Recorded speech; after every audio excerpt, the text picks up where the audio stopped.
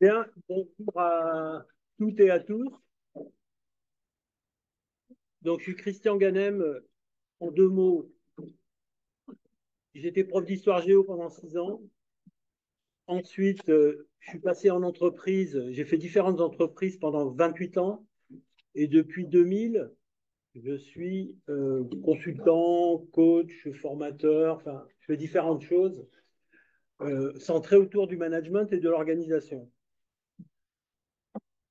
Donc, je suis parmi vous parce que Michael Pichat m'a proposé ce titre extraordinaire qui est que le management va être éclairé par la philosophie. Donc là, mon côté rebelle, c'est-à-dire quelqu'un qui a subi pendant des années en entreprise les experts extérieurs qui viennent vous expliquer la vie.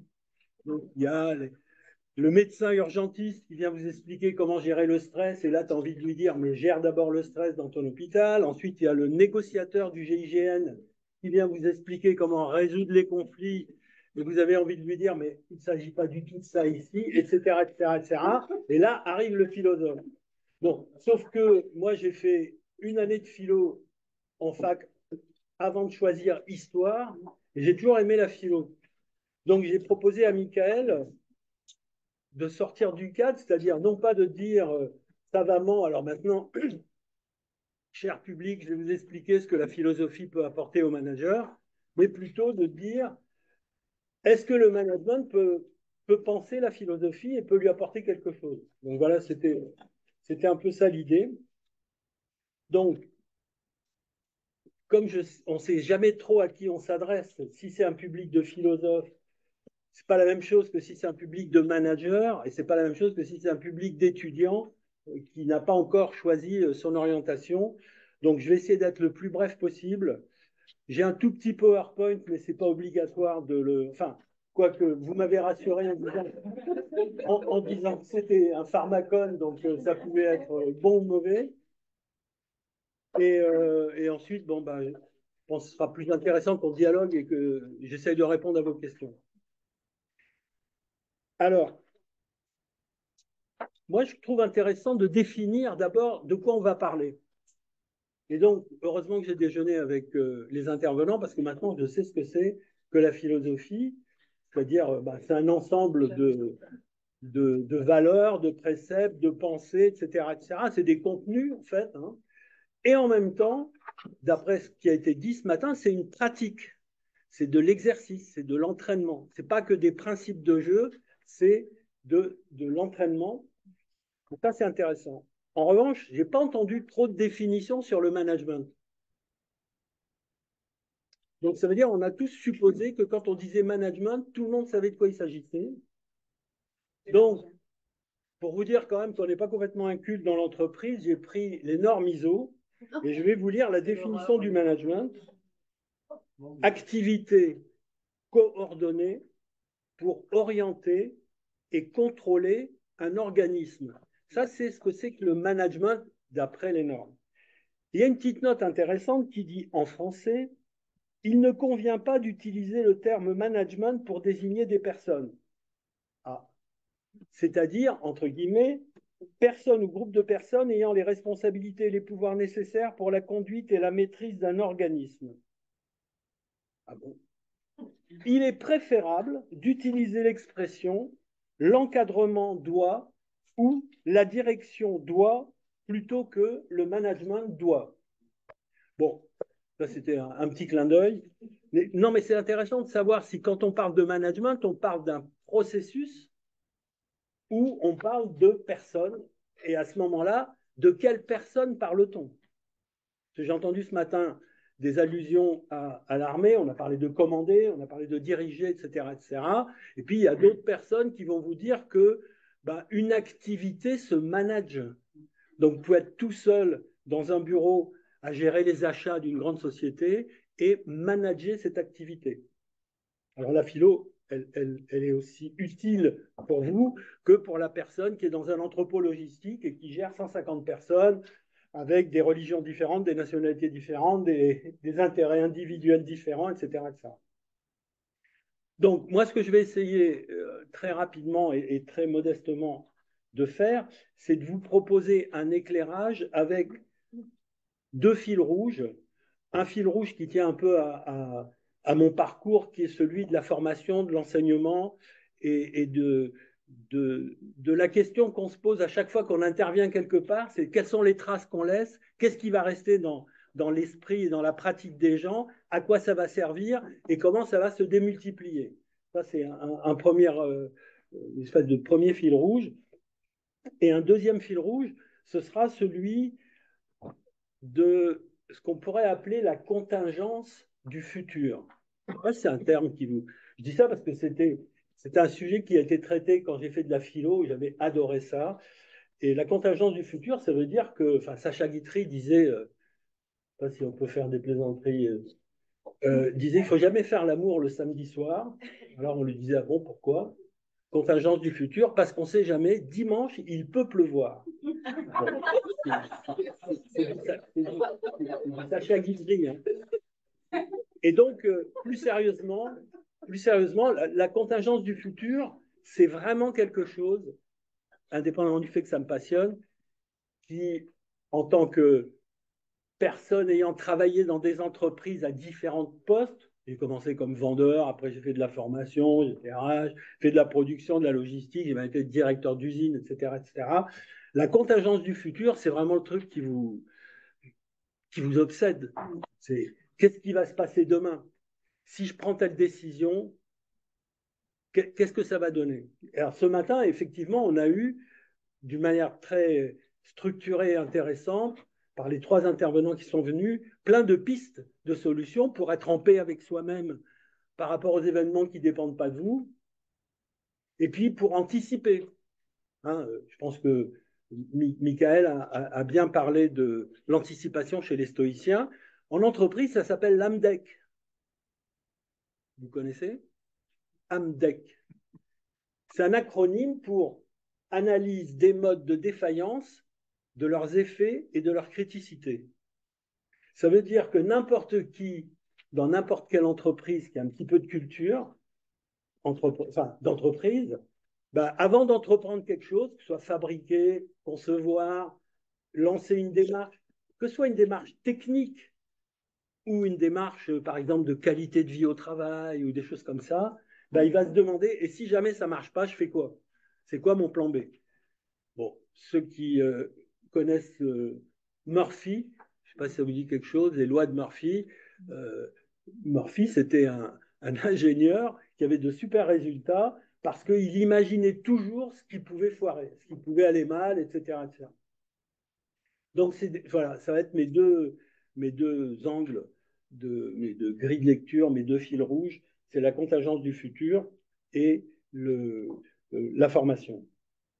Alors, en tant que manager, vous voyez là, j'emploie un terme que je ne devrais pas employer, c'est-à-dire en tant que personne responsable d'une activité, ayant pour réaliser cette activité, que ce soit un prof avec des étudiants, un pizzaiolo avec toute une équipe, un constructeur de voitures, un informaticien, voire quelqu'un dans une ferme du clic, par exemple, dans les pays du Sud global, où les gens travaillent pour l'intelligence artificielle, quelqu'un qui a une activité, donc un but, une finalité, et des personnes pour y arriver. Je pense que les philosophes s'adressent et s'intéressent plus aux personnes qu'aux choses, enfin, ou qu'aux machines, ou qu'aux techniques, quoique cette personne-là, elle est essentiellement intéressée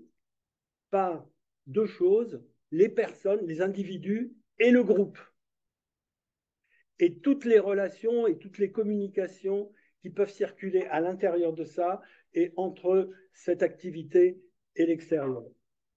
Et quand je dis l'extérieur, ça peut être les clients, les partenaires, les fournisseurs, l'administration, la médecine du travail, les impôts, etc., etc. Donc ça, c'est une préoccupation permanente. Et alors, pour revenir à la contingence du futur, par exemple, vous devez licencier quelqu'un parce que manifestement, Dans le règlement intérieur, il est dit qu'il ne faut pas faire un certain nombre de choses, par exemple voler ou des trucs comme ça. Et puis là, manifestement, cette personne s'est rendue coupable de choses qui sont répréhensibles et dont la loi, c'est-à-dire le règlement intérieur, dit que ben, ça vaut le licenciement. À partir de là, vous posez un certain nombre de questions sur qu'est-ce qui va se passer demain. Et les trois attitudes classiques par rapport à la contingence du futur, dont je parlais tout à l'heure, c'est soit une attitude magique. Je ne sais pas de quoi demain sera fait. Je voudrais qu'il pleuve. Donc, je vais prier. Je voudrais qu'il ne pleuve pas. Je vais prier aussi. Vous savez que, par exemple, à Bruges, en Belgique, il y a un jeu qui s'appelle le jeu du 500, qui a lieu tous les 5 ans sur la place du Beffroi. Eh bien, classiquement, en plus, les Flamands, c'est des gens très pieux, pour pas qu'il pleuve, parce que c'est pas couvert, eh bien, ils demandent au couvent de Clarisse, c'est authentique, de se mettre en prière suffisamment longtemps à l'avance pour que le Seigneur intercède avec la météo, etc. etc. Donc, attitude magique, c'est la danse pour faire pleuvoir, c'est les rituels des joueurs qui rentrent sur le terrain en faisant un signe de croix ou en rentrant toujours du même pied, etc. etc. Donc, attitude magique. Certains disent, je ne me permettrai pas de développer ce thème ici, que la religion, c'est un petit peu une attitude magique par rapport à l'incertitude du futur. C'est-à-dire qu'on prie, puis on essaye. Bon, non, je ferme la parenthèse. Après, face à la contingence du futur, il y a une attitude qui serait plus technique, c'est-à-dire business plan, planification, projet, suivi, KPI, tous ces termes très très précis et techniques qui renvoient à des outils, des techniques, des méthodes pour essayer de faire en sorte que ce qu'on a prévu de faire se fasse. François Julien, je pense que vous connaissez, c'est un philosophe qui travaille à cheval sur la philosophie, on va dire, aristotélicienne, je sais pas quoi, européenne, et la philosophie chinoise, dit que dans notre conception de futur, enfin, il y a l'idée de modéliser une forme idéale, ça c'est le projet, et puis de faire en sorte, donc modélisation, Platon, géométrie, etc., etc., et de faire en sorte que le modèle soit exécuté. Et donc, François Julien explique que ça met en jeu, ça met en œuvre l'entendement et la volonté pour faire en sorte que ce qui a été prévu se fasse. Parfois, ce n'est pas toujours évident que ça se passe comme ça.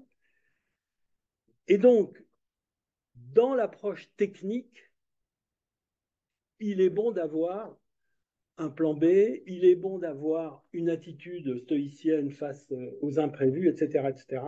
C'est une autre manière de gérer la contingence du futur. Et puis, il y a une troisième façon de faire, qui est de dire, Mektoub, la contingence, c'est un truc intello, ça n'existe pas, il se passe ce qui doit se passer. Il faut juste se préparer à. Vous avez compris que ce n'est pas une attitude ou un langage en entreprise qui a beaucoup d'écho. Et donc, c'est là, moi, je pense que la philosophie, enfin, le philosophe, il a vraiment toute son importance et tout son rôle parce que lui, il va gérer en quelque sorte, il va réfléchir aux tensions qui peuvent se poser entre le court terme, le long terme, les intérêts individuels, les intérêts collectifs, les conflits versus la coopération, etc., etc. Et c'est lui qui va, non pas arbitrer, mais qui va aider à réfléchir et à se préparer à cette contingence du futur qu'en fait maintenant, je vais ouvrir le rideau, on va baptiser la complexité. C'est la complexité du monde. Ben, on sait que ce qui est complexe, c'est pas prévisible. Hein, vous savez, la différence, qui est compliqué, si j'ai du temps, une bonne méthode hypothético-déductive, etc., etc., je viens à bout de n'importe quel problème compliqué, parce que compliqué, ça veut dire j'ai beaucoup d'éléments à traiter.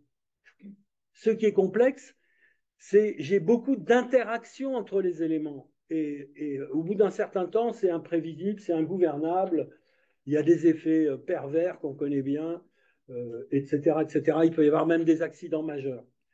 Et donc là, il me semble, enfin c'est ma modeste proposition, que le rôle du philosophe, il a tout son sens pour penser ce qui ne relève pas de l'approche magique, ce qui ne relève pas de l'approche technique, et qui cependant est indispensable et nécessaire à la personne qui se trouve confrontée à la situation. Parce qu'on dit qu'on voit ce qu'on est préparé à voir, qu'on entend ce qu'on est préparé à entendre.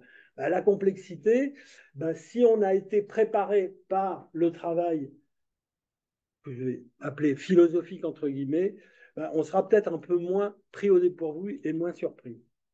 Bon, ça c'est une première proposition. Je ne sais pas ce que vous en pensez. J'anticipe, est-ce qu'il y a des questions? Oui. Comment se positionne alors le philosophe dans l'entreprise? C'est quoi son rôle alors? Alors déjà, l'entreprise est pleine de philosophie.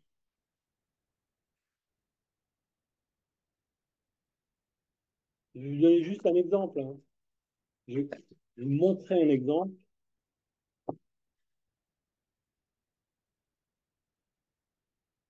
Vous arrivez à lire? C'est le Memento éthique d'EDF, qui date de 2000 ou de 2005. Questionnement éthique de la prise de décision. 1. Analyser la situation. 2. Réfléchir aux différentes options. 3. Décider et agir en confiance. 4. Valider sa décision. Et comme ça, c'est le mode d'emploi. Il y a marqué, en complément, quelques questions qui peuvent servir de signaux d'alerte en cas de décision difficile. Bon, c'est un exemple que je vous donne, mais quand vous regardez une organisation, une entreprise, tous les modes de fonctionnement, quand on les analyse avec la grille de lecture philosophique, ils sont imprégnés de valeurs, ils sont imprégnés de quelque chose que mon collègue, enfin le conférencier qui va me succéder va développer bien mieux que moi à partir d'Aristote et du management, c'est-à-dire de savoir-faire, de modalités pratico-pratiques. Et donc, à mes yeux, le philosophe dans l'entreprise, c'est pas comme le consultant en communication, en marketing, en lean management qui vient avec une méthode. Un consultant, c'est quelqu'un qui intervient sur un problème identifié pour lequel existe une solution existante. Puisque le problème est identifié, c'est qu'il y a vous connaissez la blague qui dit que celui qui n'a comme outil qu'un marteau ne voit que des problèmes de clous. Bon, si vous êtes spécialiste de quelque chose, vous faites un diagnostic et vous allez plutôt voir ce qui pourrait vous permettre d'utiliser votre outil, vos outils, vos techniques et vos méthodes. Je ne pense pas que le philosophe soit ça. Il intervient plutôt. Alors, si, moi j'ai lu des bouquins, par exemple, il y a je crois qu'elle est théologienne, qui a écrit Manager avec la philo. C'est un très bon livre, mais c'est un livre de consultant. Elle explique tout ce que le bon sens du consultant en relations humaines. Faut être transparent, faut se faire confiance, vaut mieux être un chic type qu'un salaud, enfin, etc., etc. Il y a un peu de morale, il y a un peu de communication, etc. C'est bien. Moi, je pense que le philosophe, tel que je le vois, c'est ma subjectivité, il arrive là où le problème n'est pas forcément identifié. Soit parce que c'est un problème complexe, par exemple, tous les gens qui de bonne foi ont cru que en passant de 39 heures, bon, j'allais dire 40, de 39 heures à 35, on allait faire plein de choses formidables pour l'emploi, pour le travail, pour la société, etc., etc. Ils étaient tous de bonne foi. Sauf que des années plus tard, on voit un certain nombre d'effets qui n'étaient pas prévisibles au départ. Ça que j'appelle un problème qui n'est pas forcément identifié. Et là, je pense que le philosophe, il a une place exceptionnelle par rapport à tout ce qu'on trouve sur le marché, entre guillemets, pour aider les gens à réfléchir. Et à réfléchir sur le sens, et en particulier sur le sens des mots, en passant par le langage, etc., etc. Donc moi, je ne le vois pas comme un consultant, je le vois comme quelqu'un qui serait, alors je ne veux pas dire un coach parce que Mais à la limite, manager avec Aristote, j'ai lu Balade avec Épicure, on aurait pu dire coacher avec Socrate, par exemple. Moi, ça ne me choquerait pas. Hein. Coacher avec Socrate, ça veut dire Socrate, il t'aide à fabriquer, t'aide à fabriquer tes réponses à tes problèmes, entre quatre paires de guillemets. Donc, pour répondre à votre question, il y a de la philo partout en entreprise quand on veut bien regarder. Tout le problème, c'est qu'est-ce qu'on fait? Qu'est-ce qu'on en fait? Et là, si vous voyez les... Alors, bon, là, j'ai pris cet exemple. Et encore, c'est une entreprise assez exemplaire. C'est pas Enron. Enfin, je veux dire, EDF, c'est du sérieux. Mais il y a énormément d'entreprises qui ont toutes les chartes éthiques, morales du monde. Et puis, des années plus tard, on voit ce que ça donne. Non, c'était de la com, c'était de la communication persuasive, c'était du marketing, etc., etc. Donc, c'est ça. C'est pour ça que ma deuxième grille de lecture, ou mon deuxième fil rouge, c'est la formation, mais la formation au sens où chacun s'approprie les raisons personnelles qu'il a d'adhérer au projet, entre guillemets, on parle d'entreprise à mission, la mission, mais d'adhérer à la manière dont l'entreprise ou l'organisation, l'organisme, l'administration, ce que vous voulez, met en œuvre des comportements pour atteindre le but. Je ne sais pas, une école, c'est pareil. Il y a une mission, il y a un but, il y a un certain nombre de valeurs qui président à ça, et puis il y a un cheminement, il y a un chemin, il y a des méthodes, des outils, des techniques, etc., etc. Donc, pour moi, l'enjeu de la formation et donc de l'éducation, il est essentiel.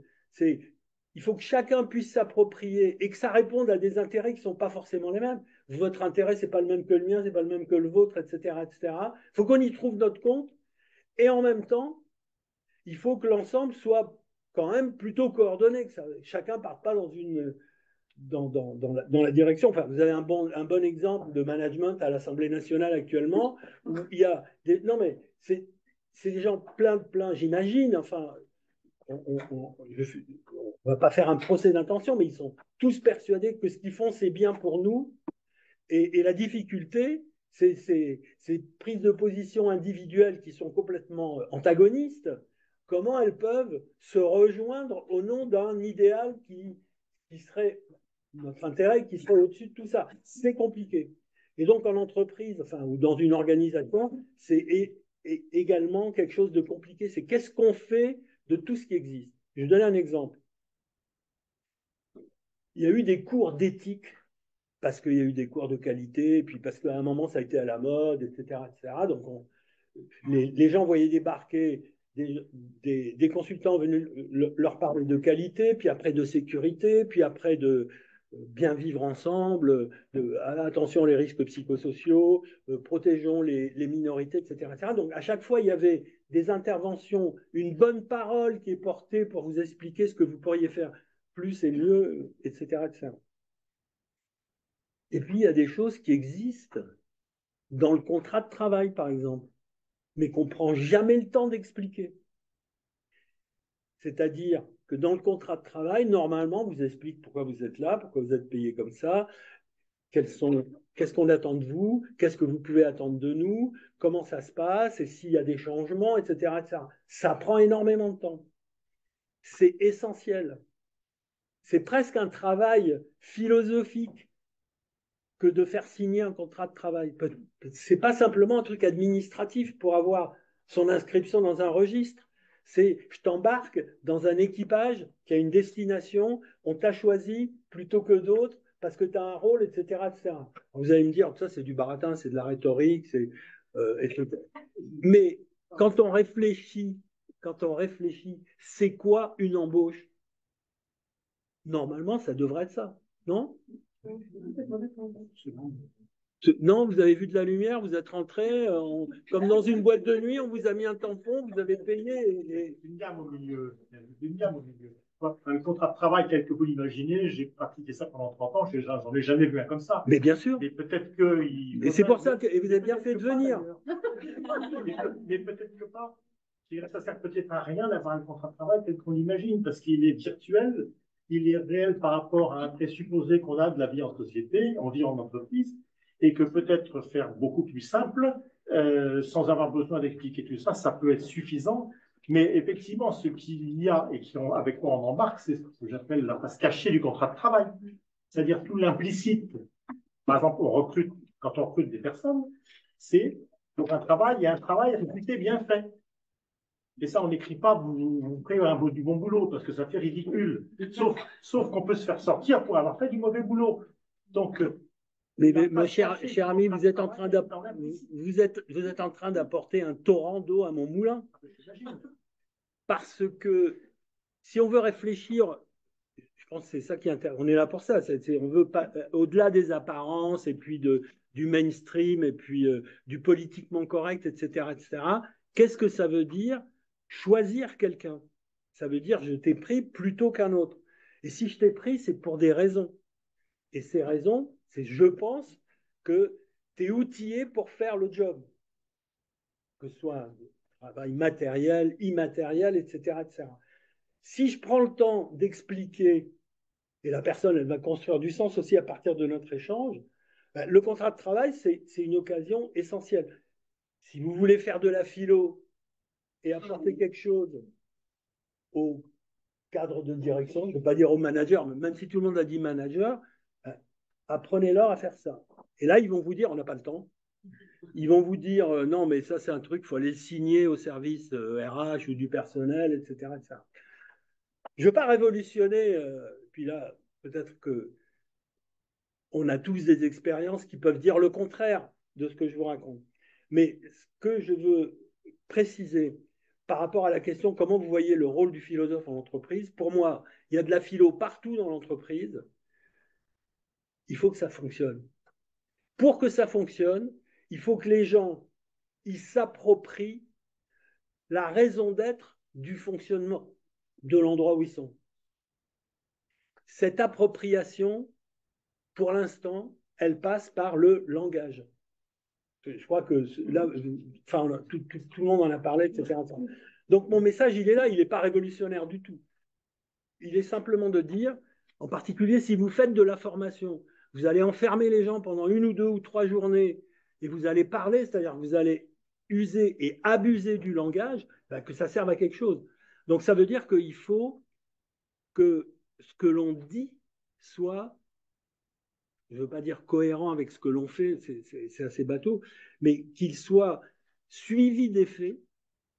Et d'ailleurs, en management, un des premiers principes qu'on apprend à tous les débutants, on leur dit, en matière de communication persuasive, tiens, les gens écoutent ce que vous faites, pas ce que vous dites. Les gens écoutent ce que vous faites, pas ce que vous dites. Donc voilà, ma réponse est un peu longue, comme on voyait le philosophe en entreprise. Donc, contingence du futur, je pense que le philosophe, il est ni dans l'attitude magique, ni dans l'attitude technique. Il ne faut pas qu'il se fourvoie dans l'attitude technique. Il ne faut pas qu'il écrive un livre de recettes de cuisine en disant, et là, figurez-vous que si jamais vous virez quelqu'un, Nietzsche vous aide. Vous lui tapez sur l'épaule et vous lui dites, non, Nietzsche, tout ce qui ne tue pas fait progresser. Non, mais ce que je veux dire, il ne faut pas tomber dans la recette de cuisine comme ça, et d'ailleurs le philosophe. Mais en revanche, pour penser les tensions qu'il y a entre ce que j'ai dit tout à l'heure, les intérêts individuels, les intérêts collectifs, le court terme, le long terme, etc., etc., là, il a un rôle essentiel. Il va libérer l'intelligence collective, les initiatives, la créativité par le langage. Et là, à mon avis, il y a plein de choses à faire. Je voudrais conclure très, très rapidement en disant que éclairer le management, ça me fait un peu peur. Ça fait un peu despote éclairé. Éclairer. Ou éclairer, on éclaire il y a un proverbe qui dit l'expérience, c'est une lanterne qui éclaire le chemin parcouru.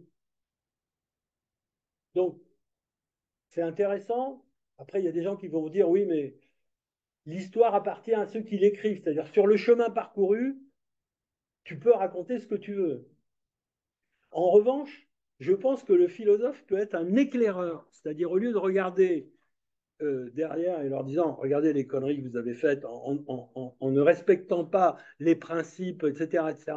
Non, de leur dire voilà ce qui se profile à l'horizon, voilà ce qui risque d'arriver. Alors là, il y a plein de chantiers, il y a l'intelligence artificielle, enfin, etc., etc. Et là, je pense qu'il a une valeur ajoutée, une originalité que n'ont pas la plupart des consultants. Alors si, vous avez toujours des gens qui vont se baptiser futurologues, ou, etc., etc. Mais justement, c'est qu'ils ont quelque chose à vendre. Ils ont le logiciel qui va vous permettre d'eux, etc., etc. Alors que le philosophe, il arrive, normalement, il n'a rien à vendre.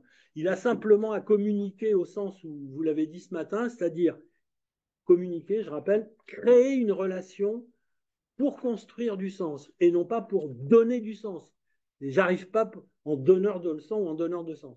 Donc voilà, si je peux faire cette petite suggestion à des philosophes professionnels, alors que moi je suis vraiment un amateur là-dedans, c'est de dire soyez des éclaireurs et aidez dans l'entreprise les gens dont les problématiques sont la contingence du futur et comment, d'une manière durable, mettre en œuvre, passer de puissance à acte, comme dirait saint Thomas, non, passer de puissance à acte, tous ces bons préceptes. Et là, je ne vous en donne qu'un exemple, mais vous avez la loi Pacte, vous avez le Code du travail, vous avez les normes RSE, etc., etc. Enfin, il y a plein de choses qui existent et c'est juste des mots, c'est juste des pratiques, c'est juste des thèmes de réunion, c'est juste des sujets d'engueulade à certains mots, etc., etc. Mais pour que ça passe dans les faits, dans la pratique, pour que ça ait du sens par rapport à ce que vivent les gens, je pense que là, on a besoin de votre éclairage. Bon, je suis prêt à répondre aux questions s'il y en a. Ça va, j'ai pas été trop long. Oui. Merci beaucoup pour votre intervention. Alors, Christian, est-ce que vous pouvez répéter la question pour ceux qui sont... Il n'a pas encore posé. Oui. Non, mais hurlez votre question, ce sera plus simple. Donc, merci pour votre intervention. Il me remercie. Ce que vous avez dit, en fait, ça me fait penser à une arme qui serait assez concrète pour le philosophe, qui pourrait être, par exemple, le questionnement. Je pensais que vous alliez en parler. Mais voilà, l'idée du questionnement que peut utiliser le philosophe dans les organisations, il a ce pouvoir-là. Ben, allez-y, donnez-moi un exemple. Ah, bon, bah, non, mais parce que moi, c'est une intuition que j'ai, mais on en a parlé plusieurs fois avec des anciens UPC, etc. C'est que en fait, aujourd'hui, le pouvoir, enfin, venir poser les bonnes questions, en fait, c'est notamment ça le rôle du philosophe, des questions que les gens ne posent pas forcément. Oser les poser, faire preuve de curiosité, ça amène souvent les gens au bon endroit. Et dans une réunion, on a souvent besoin d'une question bien formulée parfois, plus que chercher des réponses pendant des heures. Et ça amène à, justement, le questionnement nous amène souvent à redéfinir la raison d'être en réalité et de reposer la question du sens. Alors, vous avez 100% raison. Si le manager peut donner une suggestion au philosophe, c'est si vous voulez vendre une intervention en entreprise, vous ne pouvez pas simplement dire je vais arriver et vous allez voir, moi je pose des super questions qui vont vous. Non, mais je caricature. Mais... Et justement, je ne voyais pas quelque chose de concret que le philosophe pouvait utiliser dans des moyens. Et là, le questionnement est un moyen concret. Si vous voulez. Alors, rebondir sur la question qui est posée, pardon, je me permets. Ouais. Comment parce que je pense que l'entreprise aujourd'hui n'a pas cette culture de faire appel à des philosophes ponctuellement, mais elle ne voit pas nécessairement à l'arrière le besoin, mais la pertinence. Enfin, comment profiler en quelque sorte un philosophe dans le monde de l'entreprise? Si j'avais la réponse, je serais riche. Je ne sais pas du tout. Moi,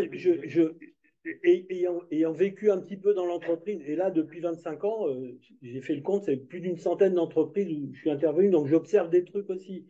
Donc, je suis intimement convaincu qu'il y a quelque chose à faire. On le voit pas mal en coaching d'organisation.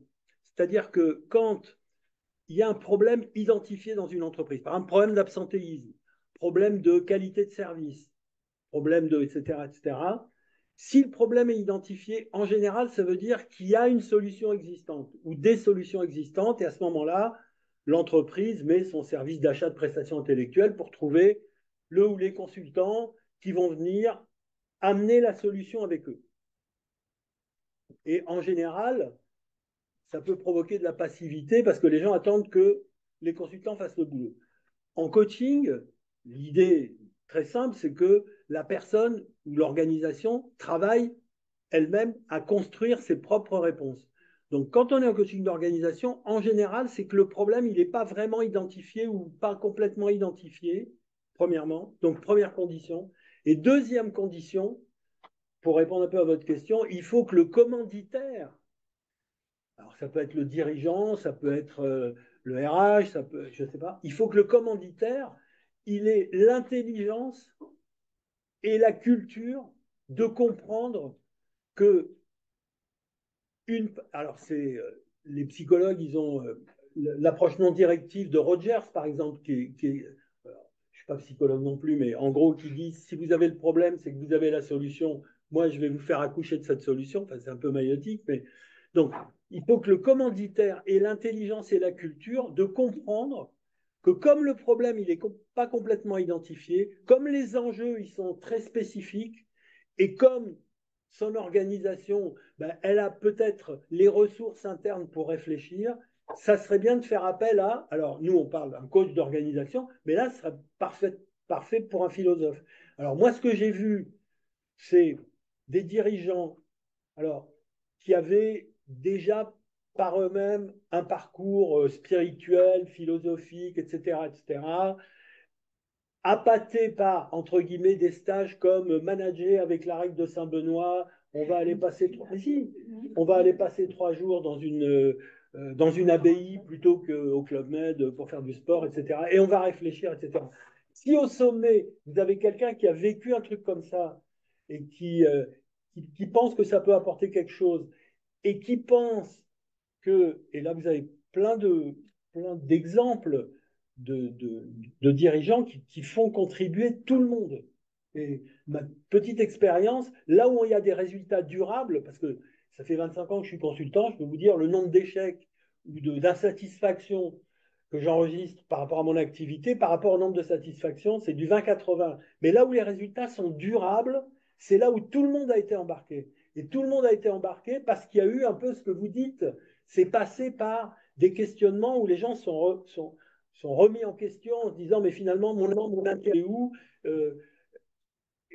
comment je peux contribuer à ça m'a il y a une boîte qui s'appelle Favi en Picardie, je ne sais pas si vous connaissez, et le projet de Favi, c'est on veut rester vivre dans notre village, nous et nos enfants. C'est le projet d'entreprise. Pour ça, il faut qu'on soit bon avec nos clients. C'est parce qu'on sera bon avec nos clients qu'on pourra. Et le génie de Zorbris, donc, qui est le patron emblématique de Favi, c'est qu'il a fait contribuer tout le monde. Ça, il n'a pas dit il y a quelques-uns qui pensent et puis les autres qui exécutent. Il a mis tout le monde sur le pont. Alors, ce que toi, tu appelais l'intelligence collective, tu vois, là c'est ça. Et le questionnement, pour moi, il fait partie du processus. Mais ce n'est pas la porte, ce n'est pas la clé, ce n'est pas la porte d'entrée. Oui? Ça nécessite donc une démaîtrise, on va dire, des entreprises, de toute sa réponse, son attitude technique, de programmation, de planification, etc. Est-ce que l'intervention d'un philosophe, la place du philosophe, elle n'est pas remise en question par l'organisation parfois trop technique des entreprises qui ne laisse pas justement toute cette place au philosophe? Ça, c'est ma question. Je peux pas répondre à ça parce que d'abord, j'en suis pas un, et puis j'ai jamais fait la démarche, donc je vais simplement. Non, mais je pense que, vous savez, j'ai une copine qui donne des cours d'éthique dans une grande université. Elle m'a fait venir pour qu'on discute éthique, management, etc., etc. Et en fait, j'avais beaucoup d'étudiants qui étaient réceptifs au discours. Cette boîte n'est pas éthique, jamais je travaillerai là-dedans. Ouais. Et moi, côté un peu rebelle, je leur disais, mais au contraire, pourquoi vous n'allez pas foutre un peu la révolution là-dedans et puis essayer de la rendre éthique de l'intérieur? Ouais. Donc, la meilleure réponse que je puisse vous donner, c'est essayer. Et évidemment, vous avez des gens qui vont rentrer avec une casquette technique et qui vont se comporter d'une manière qu'on pourrait dire, il y a plein de gens qui font ça. Enfin, je veux dire, qui qui explicitent, qui prennent le temps d'eux, etc., etc. Alors, philosophe, si c'était un statut avec la Commission nationale de l'ingénieur délivrer un truc, philosophe, un label, faudrait voir. C'est pas que la présence du philosophe est contestée pour les en cause, c'est qu'elle n'est même pas imaginée. Elle n'est même pas imaginée, la présence du philosophe. En revanche, parce que la présence du philosophe, vous avez dit une chose que je trouve très importante. Merci. La philosophie en entreprise, c'est quand on parvient plus à, ou pas à identifier le problème. Donc on a besoin de prendre du recul, d'aller plus loin. Ça, je l'ai rencontré un certain nombre de fois, effectivement. L'idée de faire appel à un philosophe, ça ne vient même pas à l'idée, parce que le philosophe, c'est, dans l'industrie, c'est vraiment, le philosophe, c'est pour l'université. On peut écrire des bouquins, mais dans l'entreprise, on ne voit pas. En revanche, il y a des profils qu'on cherche, ce sont les sages. On les appelle les sages, hein, parce que ça passe mieux. Et puis parce qu'on trouve des sages dans toutes les fonctions. En production, il y a beaucoup de sages, les commerciaux aussi même. Il y a des sages partout. Oui, des mentors, il y a différents types. C'est des profils importants parce que quand on ne sait plus régler un problème, quand on ne sait plus même pas identifier le problème, en fait, le profil dont on a besoin, alors je l'exprime avec mes guillemets, c'est-à-dire profil des patouilleurs d'emmerdement.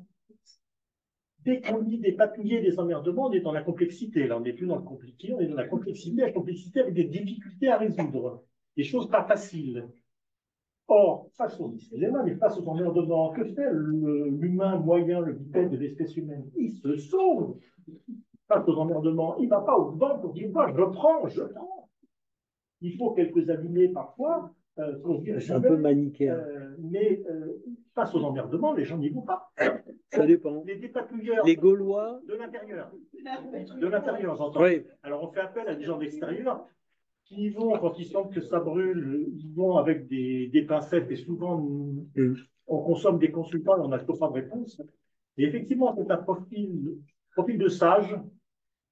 Il en faut, et c'est super important dans une entreprise, parce qu'il est en dehors de la hiérarchie. Peu importe son niveau hiérarchique, on va l'écouter. Parce qu'il a l'expérience, il n'illumine pas à l'arrière, il illumine le futur avec son expérience. OK. Est-ce qu'il y a d'autres questions? C'est bon? Eh bien, merci de votre attention.